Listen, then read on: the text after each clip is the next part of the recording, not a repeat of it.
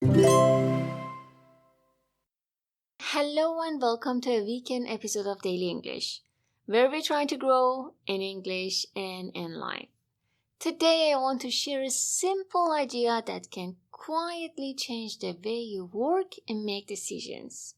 Define good enough before you start. Many problems don't come from doing something badly. They come from something else, not knowing when something is done. So we start a task, we work on it, we adjust, improve, rethink. But without a clear endpoint, the task keeps expanding.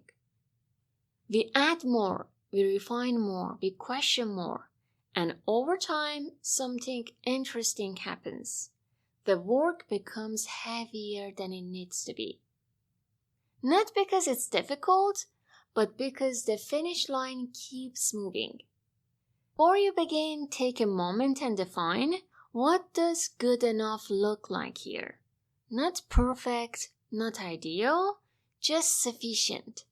It could be something simple, a message that is clear, a task that is complete, a result that works. Once you define that, you create a boundary, and that boundary does something important. It limits overthinking. Now, instead of asking, can this be better? You begin to ask, is this already enough? And often the answer is yes, much earlier than we expect. This doesn't mean lowering standards. It means being intentional about them. Because without a defined standard, the mind tends to default to more. More effort, more time, more doubt. So this weekend, try something simple. Before starting a task, decide what good enough looks like. Keep it realistic, keep it clear, and once you reach it, stop.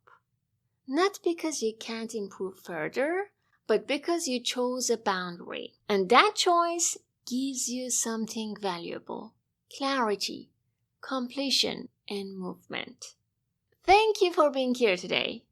Enjoy the rest of your weekend and see you tomorrow.